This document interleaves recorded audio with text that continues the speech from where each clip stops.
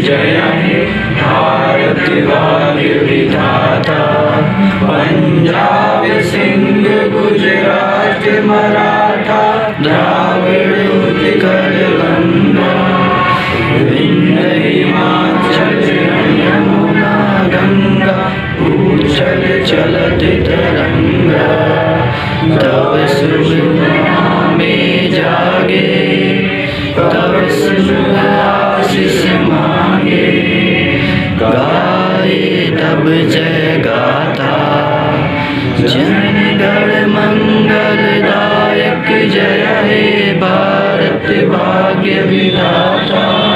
जय हे जय हे जय हे जय जय जय जय हे।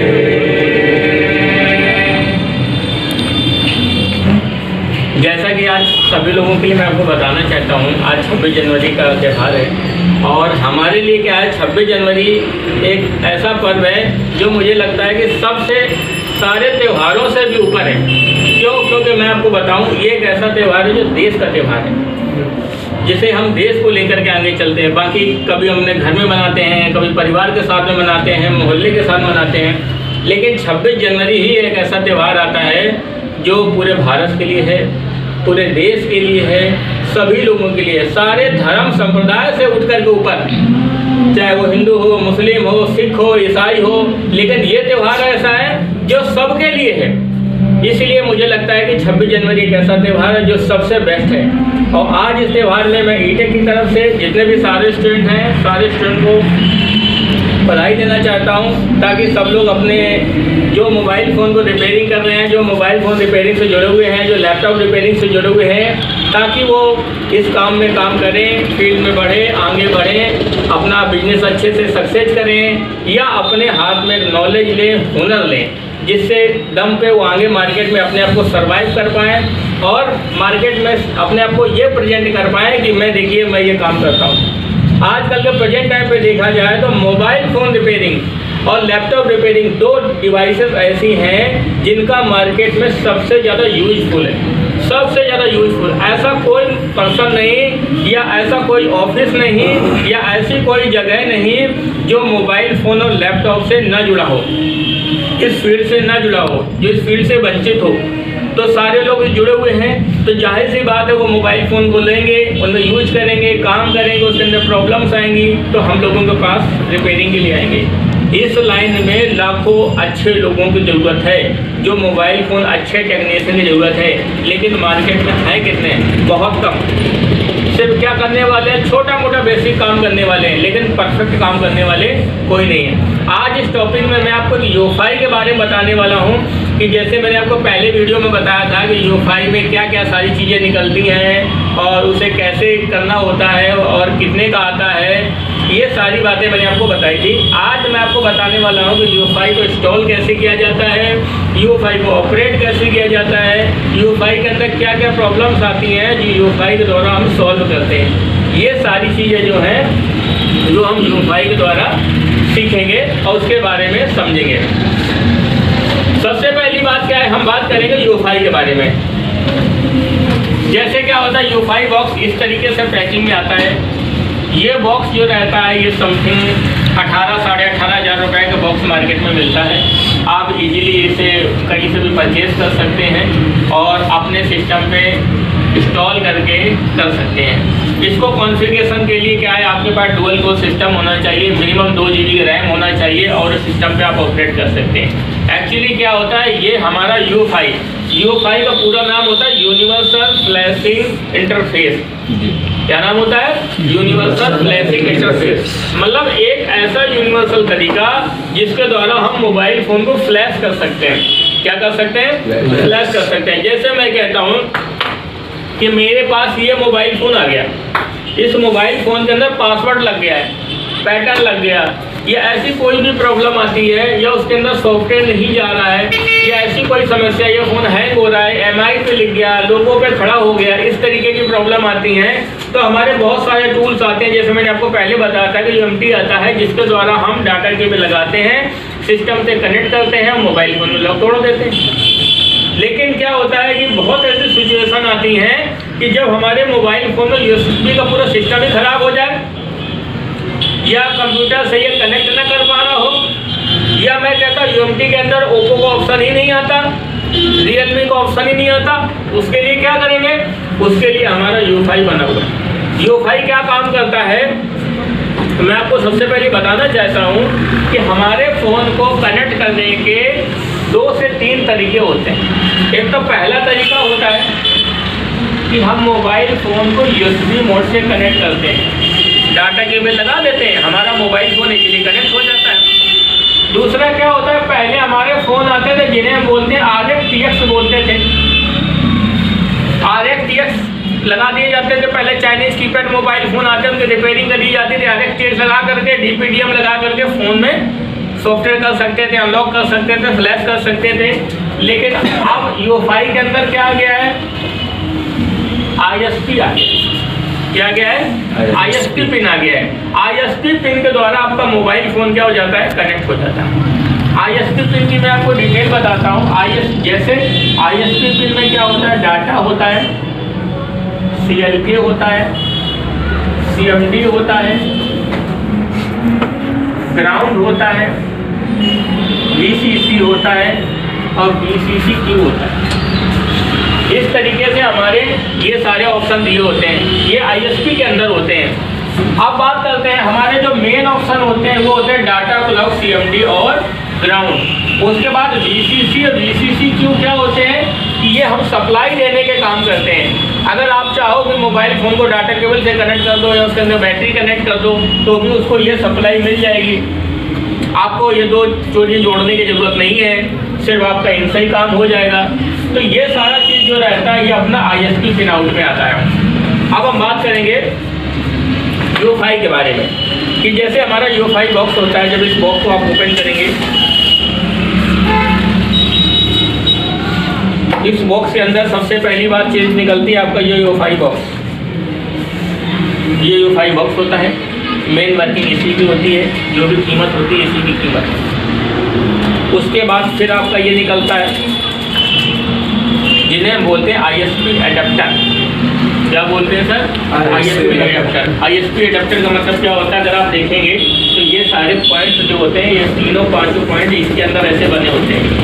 अगर इसको आप गौर से देखेंगे, इसको पास से नज़दीक से देखेंगे तो ये बातें इसमें क्या होती है? लिखी भी होती है। ये सारी बातें जो होती है इस पॉइंट में लिखी भी होती हैं।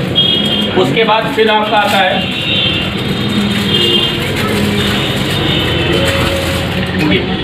ये ISP एडेप्टर। क्या होता है? इस इंटरफेस में ऐसे कनेक्ट हो जाता जाएगा। इसका काम ये रहता है भाई, इसका ऑप्शन जो है कंप्यूटर में डायरेक्ट लगाने का तो है नहीं कि आप डायरेक्ट इसमें ऐसे लगा दो जाकर के। उसके लिए क्या कहेगा? सबसे पहले आपको इसमें ऐसे लगाना पड़ेगा। अब ये आपका USB बन गया। क्या बन गया? USB बन गया। USB बन गया। अब ये सिस्टम पे हमारा लग जाएगा। USB बनने के बाद अभी हमारा सिस्टम पे क्या हो जाएगा? ऐसे डायरेक्टली क्या हो जाएगा? कनेक्ट हो जाएगा। उसके बाद फिर आपका ये देखिए 2 बॉक्स आते हैं।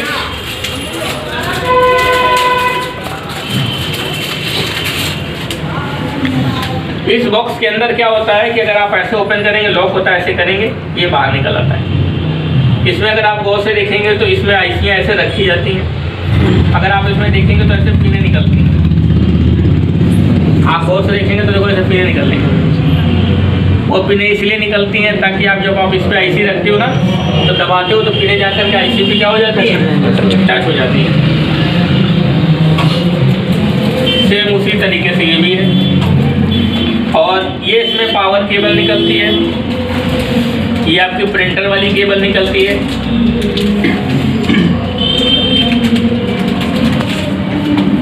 ये आपकी केबल निकलती है। ये हमारे जो बॉक्स को सिस्टम से कनेक्ट करती है। इसको आप क्या करेंगे? यहाँ पर ऐसे लगा देंगे और ये वाला पोर्ट जो है ये आपका सिस्टम से लग जाएगा। इस ऑप्शन को अगर आप यूज करना चाहते हो, चाहो तो आप इसमें भी लगा सकते हो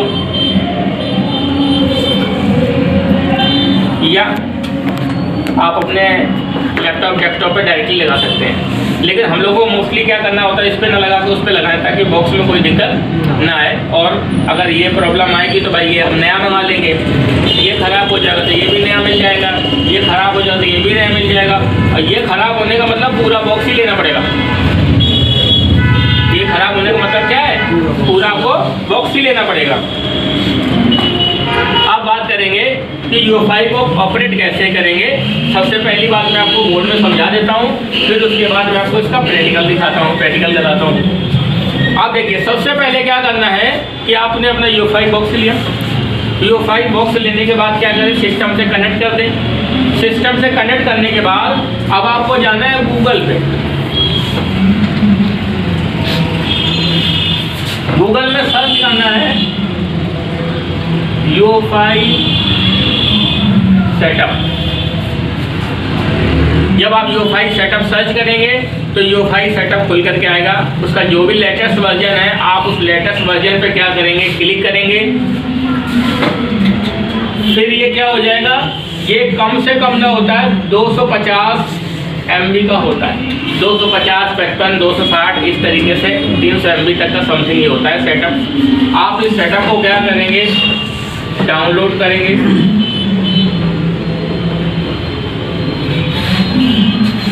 क्या करेंगे, इसे डाउनलोड करेंगे। जब इसे आप डाउनलोड करेंगे, डाउनलोड करने के बाद अब आप इसे क्या करेंगे, इंस्टॉल करेंगे। डाउनलोड करने के बाद क्या करेंगे, इंस्टॉल करेंगे। जब आप इसे इंस्टॉल कर लेंगे तो इंस्टॉल करने के अंदर इस सेटअप के अंदर सबसे पहली बात क्या होता है, जब आप इंस्टॉल करेंगे तो इस सेटअप के अंदर जो मेन चीज निकलती है वो सबसे पहले जो होते हैं वो होते हैं इसके ड्राइवर। क्या होते हैं, ड्राइवर। इसके अंदर तुम्हारा क्वालिकॉम हो गया, MTK हो गया, SPD हो गया, इंटेल हो गया, आसूस हो गया, ADB हो गया, या जितने भी सारे ड्राइवर होते हैं वो सारे ड्राइवर का इसके अंदर पैकेज होता है। तो सबसे पहले जो आपका इंस्टॉल होगा वो क्या इंस्टॉल होगा, ड्राइवर। ड्राइवर से पहले जो इंस्टॉल होता है, जब आप UFI को लोगे और सिस्टम से कनेक्ट करेंगे तो सिस्टम से कनेक्ट करने के बाद भाई सिस्टम तो इसको जानता ही नहीं, कंप्यूटर क्या जानेगा, UFI है। तो सबसे पहले क्या करना पड़ेगा, आपको UFI का ड्राइवर डाउनलोड करना पड़ेगा। UFI का क्या करना पड़ेगा, ड्राइवर। जब UFI का ड्राइवर डाउनलोड करेंगे तब आपका UFI कनेक्ट हो जाएगा। जब UFI कनेक्ट हो जाएगा फिर वो नेक्स्ट करेगा, फिर आप आगे ऑप्शन में जाएंगे तो देखेंगे सबसे पहले आपको ड्राइवर इंस्टॉल करने को बोलेगा। क्या बोलेगा, ड्राइवर इंस्टॉल करने। जब ड्राइवर इंस्टॉल करने पर ऑप्शन आ जाता है, आप उस पर टिक मार्क लगा लेंगे तो ड्राइवर इंस्टॉलेशन शुरू हो जाएगा। आपको इसी में समय लगता है। जितने भी सारे ड्राइवर होते हैं एक एक करके सारे ड्राइवर इंस्टॉल हो जाते हैं। सारे ड्राइवर इंस्टॉल होने के बाद फिर आपका इंस्टॉल होता है, अगला इंस्टॉल होता है UFI प्रोग्राम। UFI प्रोग्राम में दो तरह के प्रोग्राम इंस्टॉल होते हैं। एक तो होता है eMMC सेटअप, एक आपका eMMC सेटअप होता है। दूसरी बात आपका दूसरा होता है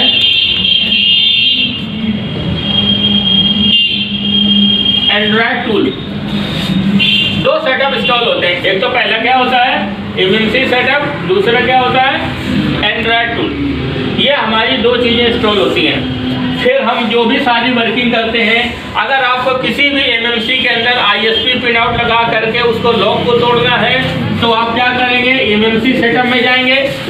और अगर आप किसी भी मोबाइल फ़ोन को लॉक, फ्लैश या अनलॉक करेंगे, किसी भी मोबाइल फ़ोन को लॉक, फ्लैश या अनलॉक करेंगे तो फिर आप एंड्रॉयड टूल में जाएंगे।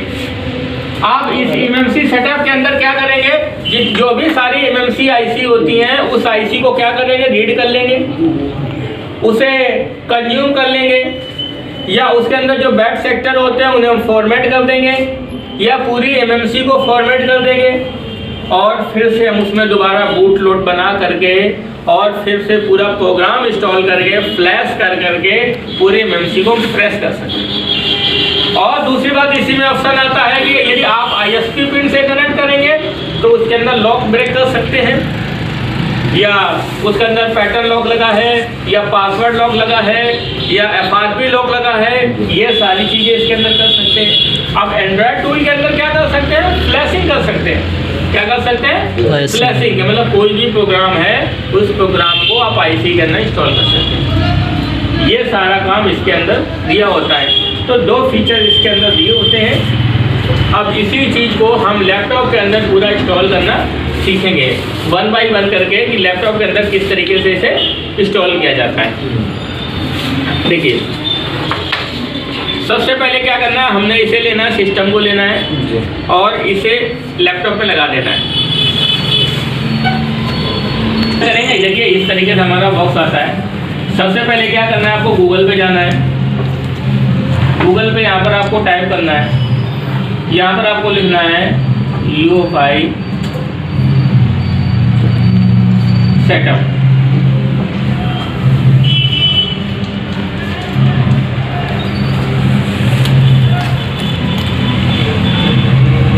ये आपका आ जाएगा सेटअप। अब आपको क्या करना है, सीधे सीधे से डाउनलोड पे क्लिक कर देना। ये सेटअप खुल जाएगा। उसके पास की वीडियो कुछ अलग से बना नहीं दिख रहा है, इससे साफ नहीं दिख रहा है।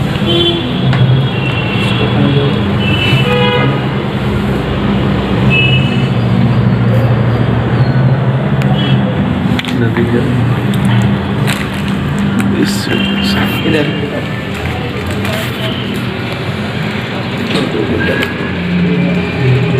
अब देखिए क्या करना है, हमें UEFI सेटअप को क्या करना है, डाउनलोड करना है।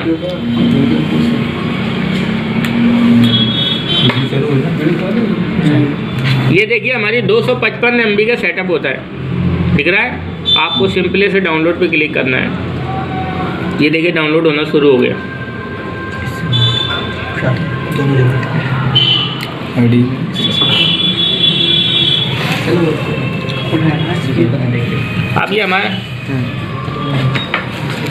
अब ये हमारा सेटअप क्या हो रहा है, डाउनलोड हो रहा है।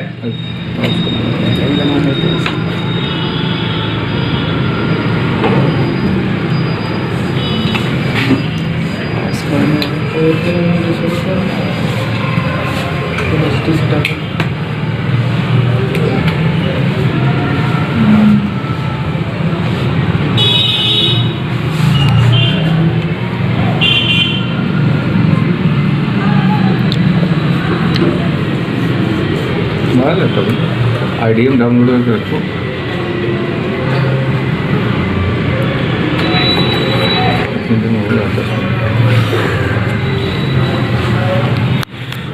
हो गया।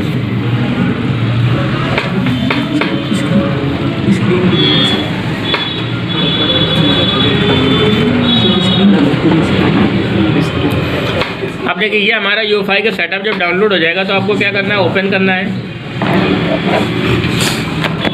ओपन करने के बाद अब ये देखना है कहाँ पर है हमारा।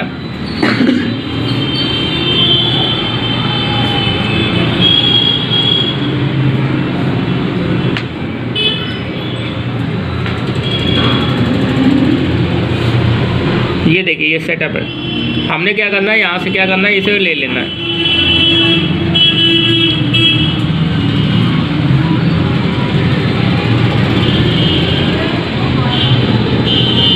अब इस सेटअप को मैंने डेस्कटॉप में रख लिया है। ये हमारा सेटअप आ गया। अब आपको क्या करना है, इस सेटअप को आपको एक्सट्रैक्ट करना है। क्या करना है,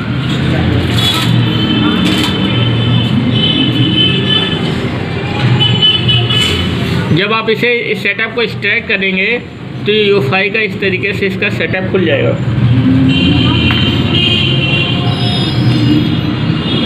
ये देखिए ये इस तरीके से खुल जाएगा।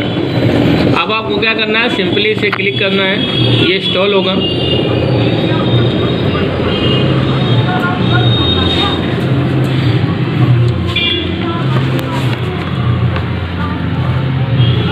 अब ये क्या करें, नो UEFI डिवाइस डिटेक्टेड, मतलब UEFI डिवाइस क्या डिटेक्ट नहीं है। हमने क्या करना पड़ेगा, सबसे पहले इसे लगाना पड़ेगा।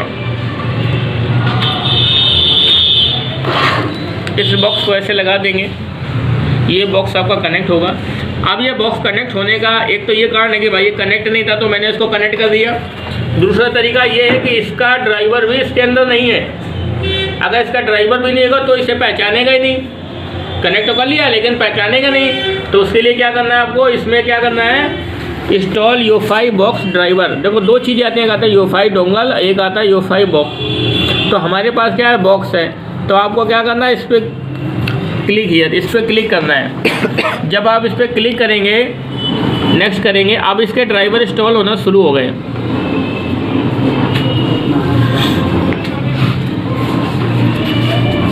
अब यहाँ पर क्या है, आपका UEFI का USB ड्राइवर इंस्टॉल हो रहा है। जब UEFI का USB ड्राइवर इंस्टॉल हो जाएगा तो फिर आपका UEFI क्या हो जाएगा, इससे कनेक्ट हो जाएगा। जब कनेक्ट हो जाएगा तो जिस तरीके से लाइटें जल रही ना, इस लाइटों में से कनेक्ट की लाइट जलेगी, रेड वाली। UEFI बॉक्स आ गया। अब आपको क्या करना है, यहाँ पर नेक्स्ट करना है। और जब नेक्स्ट करेंगे तो यहाँ पर देखेंगे कि सबसे पहले तो मैंने UEFI का ड्राइवर इंस्टॉल कर लिया, जिससे हमारा UEFI से कनेक्ट हो गया। अब ये क्या कह रहा है कि जितने भी सारे ड्राइवर हैं, आपने यहाँ पर क्लिक किया। सबसे पहले का UEFI डिवाइस ड्राइवर, एक तो होता है UEFI box driver, UEFI dongle driver, इस पर भी क्लिक कर दिया। आपको इसमें क्लिक करना है कि एंड्रॉयड डिवाइस ड्राइवर, कि मतलब एंड्रॉयड की जितनी भी डिवाइस आती हैं उसके सारे ड्राइवर। अब एंड्रॉयड के डिवाइस कौन से आते हैं, जैसे ADB या फास्ट बूट में ड्राइवर आते हैं, जैसे आपको सैमसंग का फ़ोन आता है, MI का फ़ोन आता है, और इंटेल का आता है। इंटेल का भी समझ लेते, लिए इसके अंदर दिया हुआ है, क्वालिकॉम दिया हुआ है, MTK दिया हुआ है, SPD दिया हुआ है। मुझे लगता है कि एंड्रॉयड में सिर्फ 3-4 ही कंपनी है। एक आपका क्वालिकॉम है, इंटेल है, SPD है, MTK है, तो ये सारी दिए हुए हैं। अब उसके बाद आपको क्या करना है, सारे ड्राइवर में सिलेक्ट करने के बाद आपको क्या कर देना है, नेक्स्ट पे क्लिक कर देना है।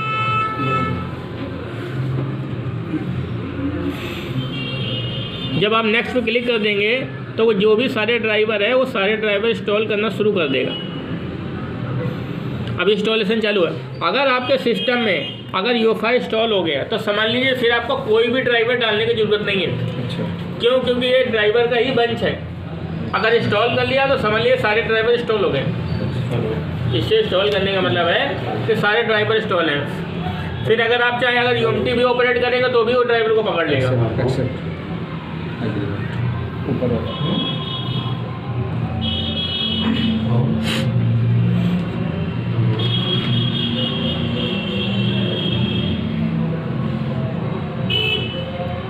आप देखिए, सबसे पहले आपका USB ड्राइवर इंस्टॉल होना शुरू, क्लिक करिए। ये पहला ड्राइवर हमारा इंस्टॉल हो गया।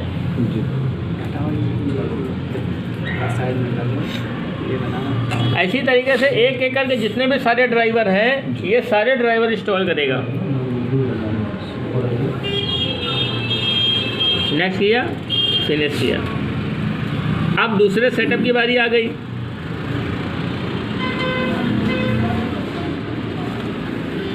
फिर हमने नेक्स्ट किया,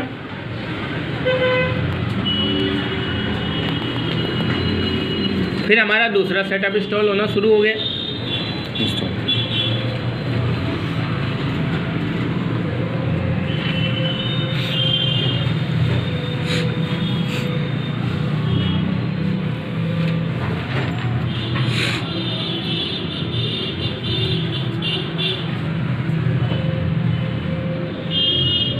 इसमें कुछ एरर आते रहते हैं, विंडो के एरर्स होते हैं।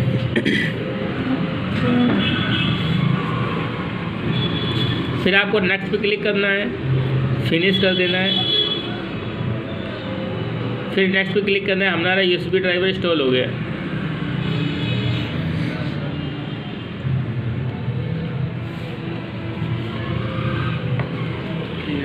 हो गया। फिर स्टार्ट करो वहीं से। फिर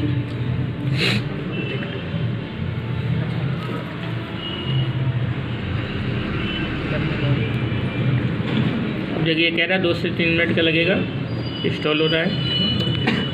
अब देखिए यहाँ पर क्या हो रहा है, इंटेल एंड्रॉयड ड्राइवर, इंटेल। अब इंटेल हटा नीचे नीचे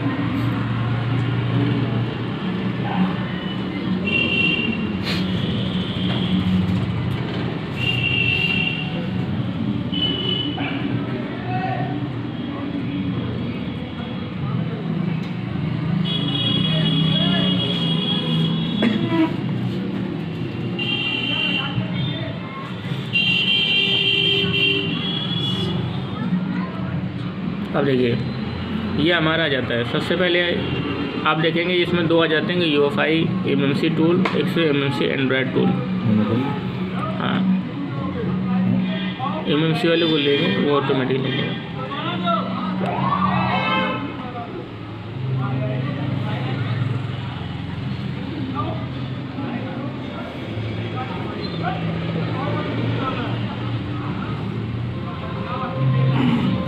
ये हमारा इस तरीके से इंटरफेस खुलेगा।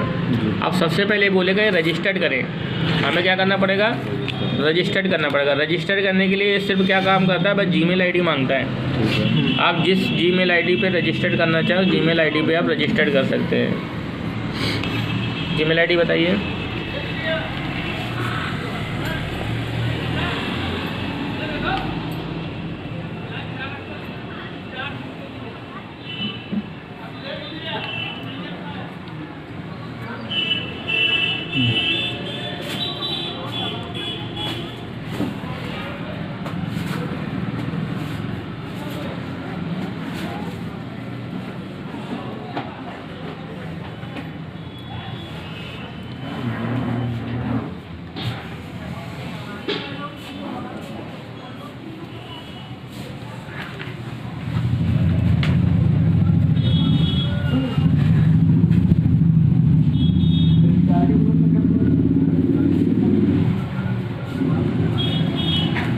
अब आपको क्या करना है, इस जीमेल आईडी पे क्या करना है, इसे एक्टिवेट को क्या करना है, रजिस्ट्रेशन कंप्लीट,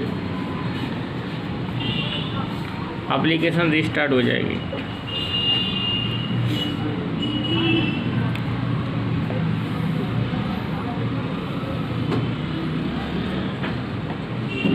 जी देखिए आपका ये चालू हो गया।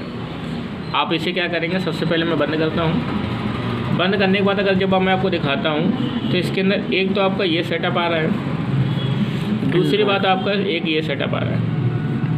अब इस चीज़ को मैं आपको अलग से निकाल के दिखा देता हूँ। एक आपका ये हो गया, दूसरा आपका क्या हो गया, ये हो गया, तीसरा एक ही आता है। आप देखिए सबसे पहले जो हमारा मेन जो वर्किंग रहती है वो इसकी वर्किंग रहती है। सबसे पहले आप MMC को ओपन करेंगे,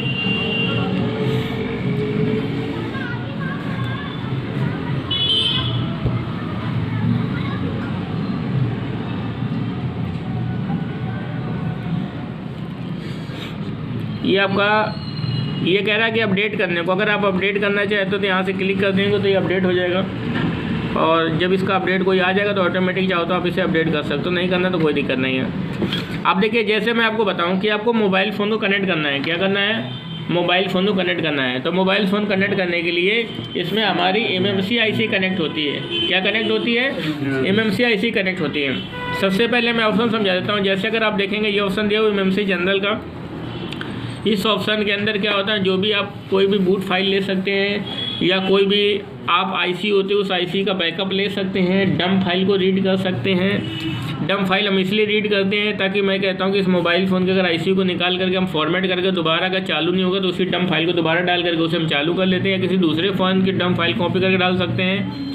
या आपका ये यूजर एरिया डाटा आता है, इसमें क्या होता है यूजर का जो भी सारा चीज़ है। अब यूजर में क्या सिस्टम आ जाता है, जैसे यूजर ने अपना पासवर्ड लगा रखा है, अभी ऑप्शन ये हाईलाइट नहीं हो रहा है, जब होगा तो यहाँ पर ऑप्शन हाईलाइट हो जाता है कि ये फॉर्मेट करने को देगा, वाइप करने को दे देगा, या FRP रीसेट करने के लिए दे देगा, वो सारी बातें यहाँ पर खुल जाती हैं। उसके बाद क्या होता है, यह आता है फैक्ट्री इमेज आता है। ये फैक्ट्री इमेज में क्या रहता है कि जैसे किसी भी मोबाइल फ़ोन है, उस मोबाइल फ़ोन के अंदर जो इमेज है उसे कॉपी करने के लिए या उस फ़ोन को फ्लैश करने के लिए, इन सब चीज़ों के लिए आप क्या काम कर सकते हैं, इसका इस्तेमाल कर सकते हैं। अब देखिए सबसे पहले हम बात करेंगे कि हमें जैसे कोई फ़ोन आ गया, उस मोबाइल फ़ोन को लॉक तोड़ना है। तो लॉक तोड़ने के लिए क्या करना पड़ेगा, सबसे पहली बात तो आपको यहाँ पर क्लिक करना पड़ेगा। अगर आप ISP पिन से कनेक्ट कर रहे हैं, किससे कनेक्ट कर रहे हैं, ISP पिन से कनेक्ट कर रहे हैं, तो ये ISP का ऑप्शन होता है। आप इस ISP पर टिक मार्क लगा देंगे, ये देखिए ISP का ऑप्शन खुल करके आ जाता है। आपको जो भी सारे पॉइंट्स होते हैं, डाटा क्लॉक CMD जो भी सारे पॉइंट्स होते हैं, सारे पॉइंट को जंपर लेंगे, बोर्ड के अंदर जंपर लगा देंगे। अब जैसे मैं आपको एग्जांपल दिखाता हूँ कि जैसे मान लिया हमारे पास मोबाइल फ़ोन आ गया, ओप्पो का फ़ोन आ गया, ओप्पो A3s या ओप्पो का A7 मोबाइल फ़ोन आ गया। तो आपको क्या करना है, गूगल पे जाना है। गूगल पे यहाँ पर टाइप करना है जैसे Oppo space A7 ISP pin out.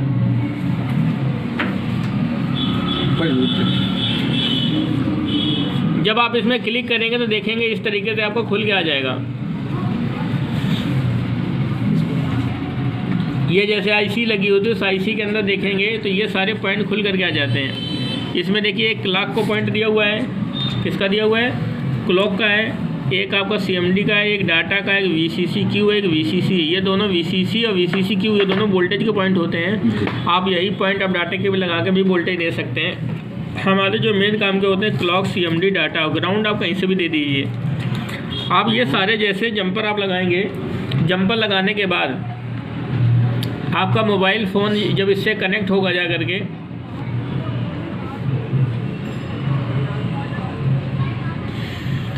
फिर आप यहाँ पर डायरेक्ट MMC ISP पे क्लिक करेंगे और उसके बाद आप जब करेंगे आइडेंटिफाई MMC, जब इस पर क्लिक करेंगे तो जो आपकी MMC है उसे फाइंड आउट कर लेगा। अभी तो कह रहा है कि MMC नहीं मिला, वरना जितने भी सारे पॉइंट्स होते हैं बोल रहा है पॉइंट कनेक्ट नहीं है। जब आपका होगा तो ये सारे पॉइंट क्या हो जाएंगे, कनेक्ट हो जाएंगे और यहाँ पर आपकी MMC की इन्फॉर्मेशन खुल के आ जाएगी कि ये ओप्पो का फ़ोन है, इसके अंदर इतनी GB की MMC लगी है। ये सारी बातें पूरा खुल करके डिटेल आ जाती है। फिर आपको क्या करना है, लॉक खोलने के लिए आपको जाना है यूज़र डाटा पे। किस पे जाना है, यूज़र डाटा पे।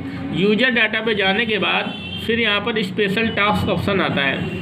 स्पेशल टास्क पे जब आप क्लिक करेंगे, अभी हाईलाइट नहीं हो रहा है, जब आपका MMC कनेक्ट हो जाएगी तो ये ऑप्शन हाईलाइट हो जाता है। स्पेशल टास्क में अगर आपको करना है, जैसे रियलमी, ओप्पो के फ़ोन आते हैं या MI का फ़ोन आ जाता है, तो यहाँ से जाना है, यहाँ पर ओप्पो ऑप्शन को सिलेक्ट करना है। ओप्पो करिए, वीवो का फ़ोन होगा तो वीवो को सिलेक्ट करिए, अगर रियलमी का होगा तो भी ओप्पो सिलेक्ट कर लीजिए, काम हो जाता है। आपको क्या करना है, ओप्पो पर जाकर जब क्लिक करेंगे ओप्पो क्लीन मास्टर लिख करके आता है।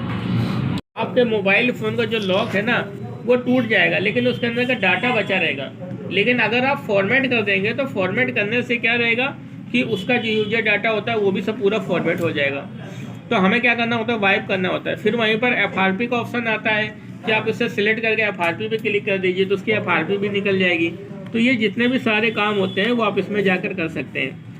अगर आप ISP पिन से फ़ोन को कनेक्ट किया है, तो अगर आप चाहते हैं कि मतलब आपने मोबाइल फ़ोन में से उसकी IC को निकाली, IC को निकालने के बाद आपने क्या किया, यहाँ पर रखा।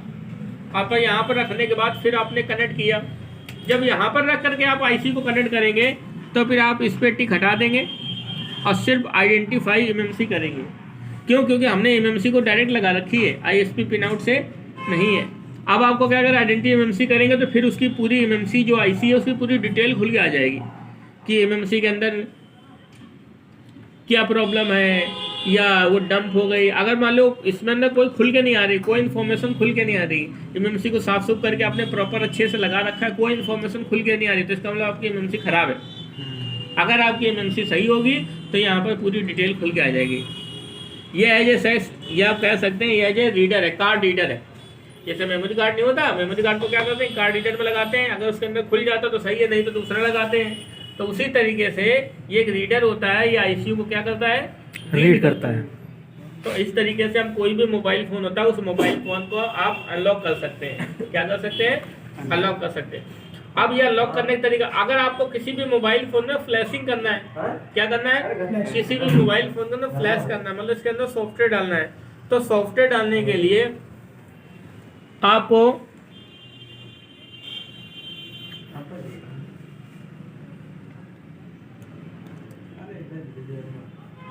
यहाँ पर आपको ब्रांड सिलेक्ट करना है।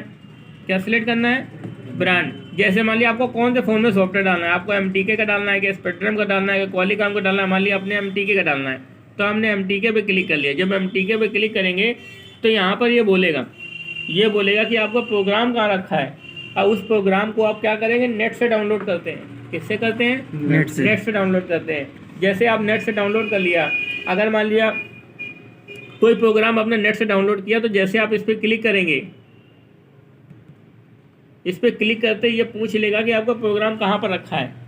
जिस तरीके से आप फ्लैश फाइल को सिलेक्ट करते हैं जा करके, अगर आपकी कहीं भी फाइल आपकी रखी होती है कोई फ़ोन है जिसकी फ़ाइल रखी है तुम्हारे पास? किसी की फ्लैश फाइल है इसमें? नहीं सर,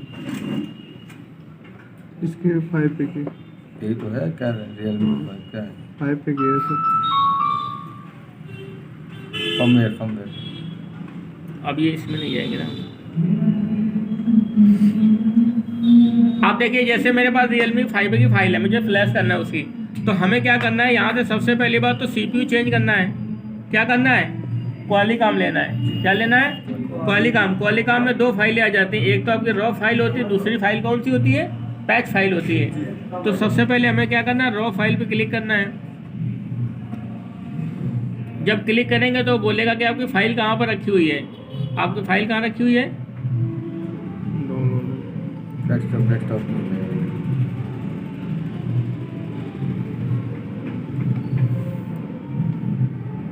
ये देखिए,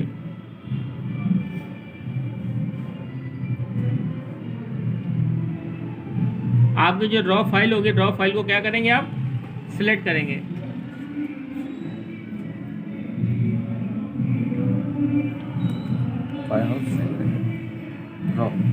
आप क्या करेंगे, इस फाइल को क्या करेंगे? सिलेक्ट करेंगे। जैसे सिलेक्ट करेंगे तो सारी फाइलें क्या हो जाएंगी? आपकी सिलेक्ट हो जाएंगी। सारी फाइलें सिलेक्ट करने के बाद फिर आपको क्या करना है, इसकी पैच फाइल ले लेनी है।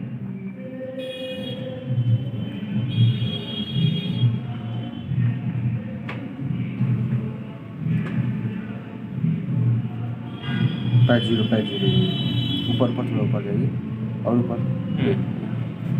हम क्या करेंगे, इसकी पैच फाइल को ले लेंगे। आपकी पैच फाइल, अब इसकी आपने फाइल लोड हो गई। फाइल लोड होने के बाद आपको क्या कर देना है, इस पर राइट पे क्लिक कर देना है। जैसे आप राइट पे क्लिक कर दोगे तो अगर अभी तो MMC कनेक्ट नहीं है, क्या कह रहा है, आइडेंटिफाई MMC। पहले MMC को आइडेंटिफाई करिए। जैसे आप क्लिक कर देंगे तो फिर आपके फ़ोन में फ्लैशिंग चालू हो जाएगी। तो इस तरीके से जो भी सारे मोबाइल फ़ोन आते हैं, तो सारे मोबाइल फ़ोन के अंदर आप MMC के अंदर डायरेक्ट फ्लैशिंग कर सकते हैं। क्या कर सकते हैं?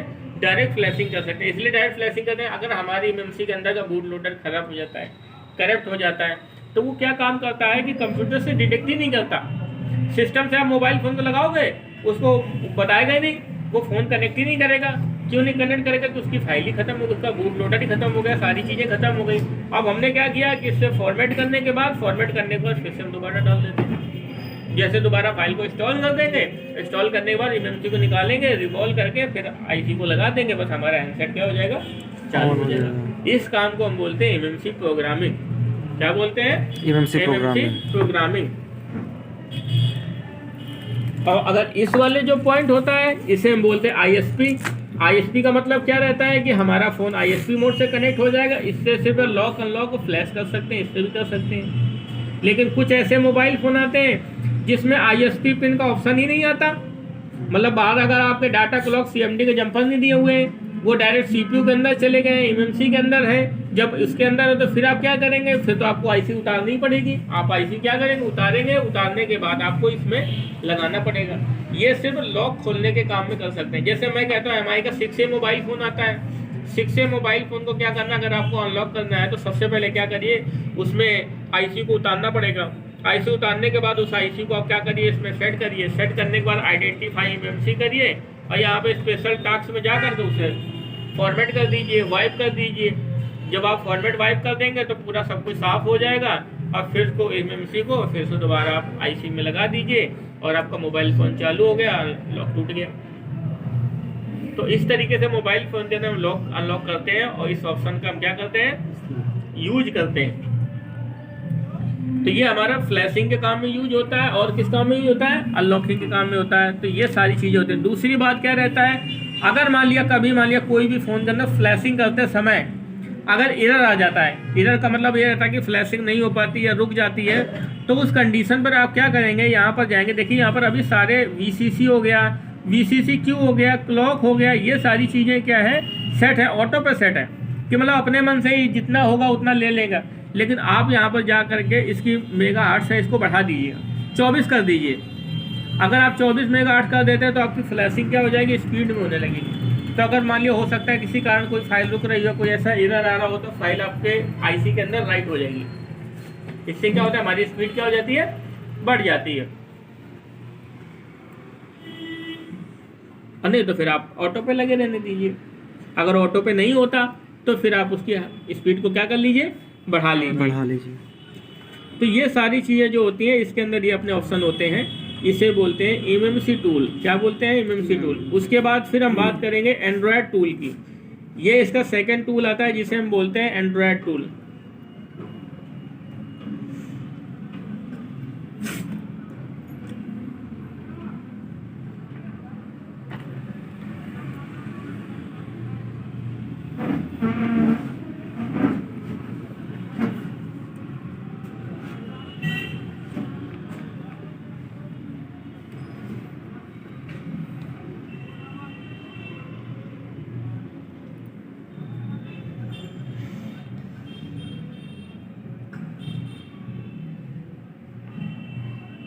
इसे भी अपडेट करने को बोल रहा है।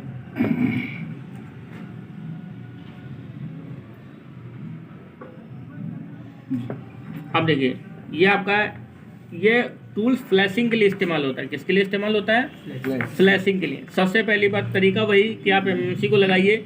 एमएमसी को लगाने के बाद यहाँ पर आइडेंटिटी डिवाइस क्लिक करिए। जैसे आइडेंटिटी डिवाइस पे क्लिक करेंगे वो एमएमसी को क्या कर लेगा, पकड़ लेगा कि आपकी एमएमसी क्या हो गई, कनेक्ट हो गई।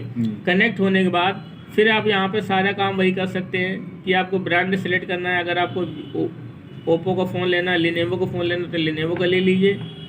आपने लिनेवो का फ़ोन ले लिया, लिनेवो के अंदर क्या करना है आपको, ले लीजिए वो कौन सा है, इंटेल है, क्वालिकॉम है, मीडियाटेक है, स्पीडी, कौन सा CPU है, क्वालिकॉम CPU लगा है, क्वालिकॉम को ले लिया। फिर आपके अंदर वही ऑप्शन आ गया स्पेशल टास्क। आप स्पेशल टास्क में क्या करेंगे, देखिए FRP इरेज, मतलब क्या करना है आपको, इरेज करना है, FRP करना है। जो करना है वो आप क्लिक कर लीजिए। जैसे आप क्लिक करने के बाद आप इस पे लो ओके कर दीजिए, निकल गया। ये देखिए यहाँ पर ये दिया हुआ है, इंटेल का दिया हुआ है। आप क्वालिकॉम में चले जाइए, मीडियाटेक में चले जाइए, स्पेक्ट्रम में भी चले जाइए। ये सारे CPU आपके दिए हुए हैं। और ये फास्ट बूट में आपके जो सैमसंग होते हैं ये सारे इसमें आ जाएंगे, आपके डाउनलोडिंग मोड में आ जाएंगे। तो ये सारे तरीका रहता है इसको यूज करने का। इसमें देखिए सर्विस में दिया हुआ है, ये ADB मोड दिया हुआ है। तो किसी भी मोबाइल फ़ोन होते हैं, सारे मोबाइल फ़ोन के अंदर सारी चीज़ों को आप क्या कर सकते हैं, रीड कर सकते हैं, या उसे फ्लैश कर सकते हैं, या उसे अनलॉक कर सकते हैं। तो जैसा कि आपने देखा कि आज हमने लोगों ने UEFI बॉक्स को पूरा इंस्टॉल करना और UEFI बॉक्स को ऑपरेट करना, ये सारी चीज़ें हमने सीखी हुई है। और ये एक बॉक्स बहुत बेहतर है रिपेयरिंग के लिए। एक हमारा एडवांस बॉक्स है कि जिससे आप IC लेवल पे जा कर के वर्किंग कर सकते हैं। और जो भी सारे आगे चल कर के मैं आपको बताऊँ, जो भी आगे चल कर के मोबाइल फ़ोन आने वाले हैं या जिस तरीके से स्मार्टफोन की कैटेगरी बढ़ती चली जा रही है, तो इस बॉक्स का ज़्यादा से ज़्यादा यूज होने वाला है, सबसे ज़्यादा यूज होने वाला है। मार्केट में रिपेयरिंग के तौर पर 2 बॉक्स ऐसे आते हैं, एक तो आपका MT Pro आता है और दूसरा अपना UEFI आता है। ये 2 बॉक्स लेने से रहता है कि हमारे ज़्यादा से ज़्यादा हैंडसेट क्या होता है, रिपेयरिंग हो जाती है। और बाकी तो किसी बॉक्स के अंदर ये फ़ोन चला गया, किसी बॉक्स के अंदर ये फ़ोन चला गया, लेकिन पर्टिकुलर एक काम के लिए तो पूरा बॉक्स नहीं खरीद के रखा जाएगा, या तो फिर स्पेशलिस्ट उसी का काम आए। आप सारे बॉक्स खरीद के रखिए। अगर सारे बॉक्स खरीदने के लिए जाते हैं तो कम से कम आपको लाखों रुपए की तादाद में सारे सॉफ्टवेयर बॉक्स आपको खरीदने पड़ेंगे।